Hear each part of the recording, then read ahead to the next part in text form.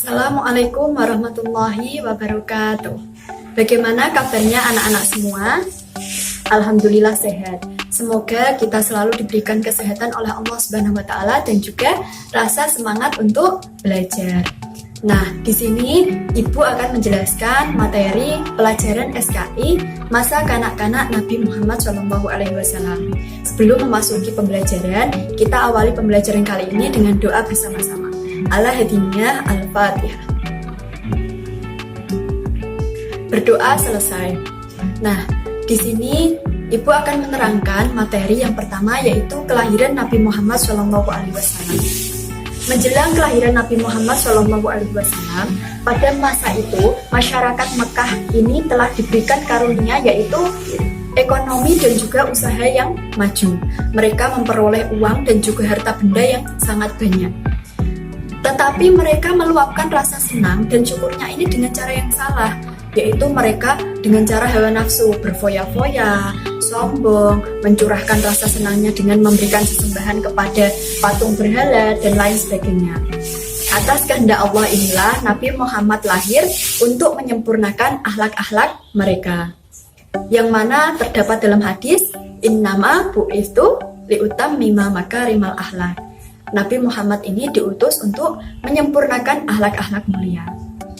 Nabi Muhammad sendiri lahir dari keluarga bangsawan Quraisy yang sangat disegani pada saat itu. Nama kakeknya Abdul Muthalib, yang mana merupakan pemimpin yang sangat bijaksana. Kelahiran Nabi Muhammad ini bertepatan pada hari Senin 12 Rabiul Awal tahun Gajah, yang mana bertepatan pada tanggal 20 April 571 Masehi. Nabi Muhammad ini lahir dari keluarga yang memang tidak cukup dalam harta benda, tetapi Nabi Muhammad memiliki kaya sekali akhlak mulia yang akan menyempurnakan akhlak-akhlak manusia di dunia. Pada saat melahirkan Nabi Muhammad SAW, ibunda beliau Siti Aminah ini tidak merasakan rasa sakit sama sekali, tidak sama seperti orang lain yang melahirkan pada umumnya. Atas kelahiran Nabi Muhammad ini, kakeknya yang bernama Abdul Muthalib sangat senang sekali dan sangat bergembira cucunya telah lahir. Nabi Muhammad digendong dan dibawa tawaf mengelilingi Ka'bah dengan mengungkapkan rasa syukurnya kepada Allah telah mengaruniakan Nabi Muhammad dalam hidupnya.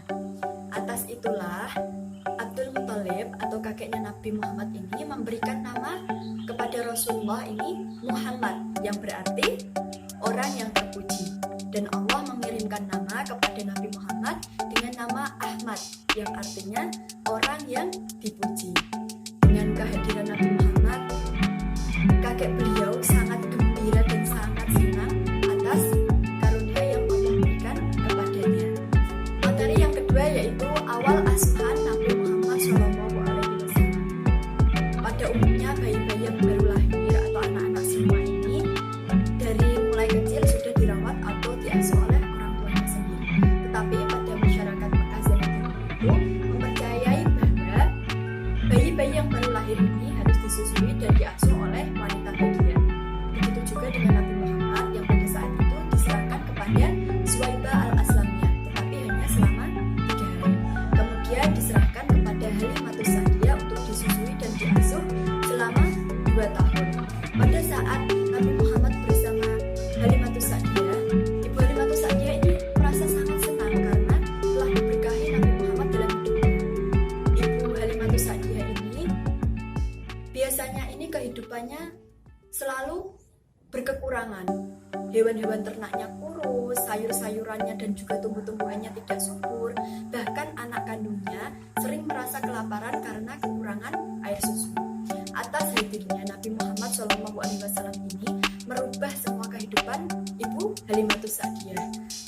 Ibu Halimatus Sa'diyah kehidupannya ini semakin membaik. Hewan ternaknya gemuk-gemuk, sayur-mayurnya juga tumbuh subur, dan anak-anaknya tidak merasa kelaparan lagi.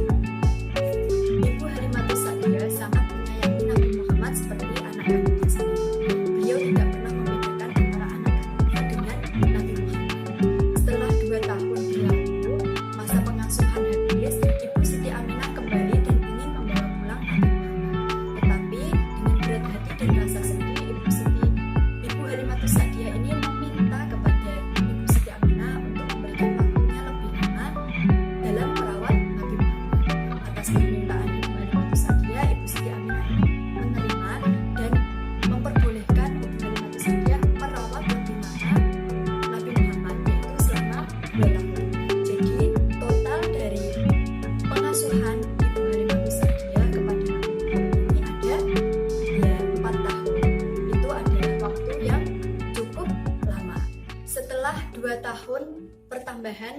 pengasuhan Nabi Muhammad, Ibu Siti Aminah kembali dan membawa pulang Nabi Muhammad dari Ibu Halimatus Sa'diyah. Memang Ibu Halimatus Sa'diyah masih merasa ingin merawat sekali Nabi Muhammad, tapi Ibu Halimatus Sa'diyah sangat ikhlas kalau Nabi Muhammad ini tinggal bersama ibu kandungnya.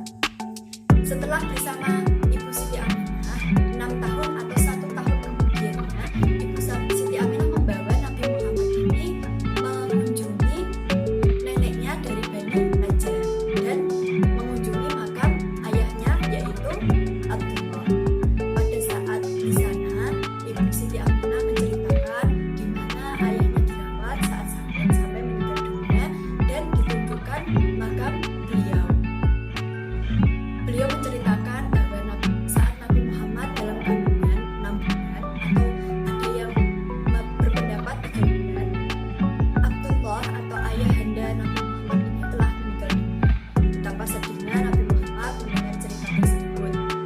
Setelah 1 bulan tinggal di kampung neneknya, Nabi Muhammad dan Ibu Siti Aminah kembali ke Mekah. Pada saat itu berhenti di kampung yang bernama Kampung Abdullah. Pada saat perjalanan, Ibu Siti Aminah ini malah jatuh sakit dan meninggal dunia di kampung tersebut. Jadi, Ibu Siti Aminah dikuburkan atau dimakamkan di Kampung Abdullah.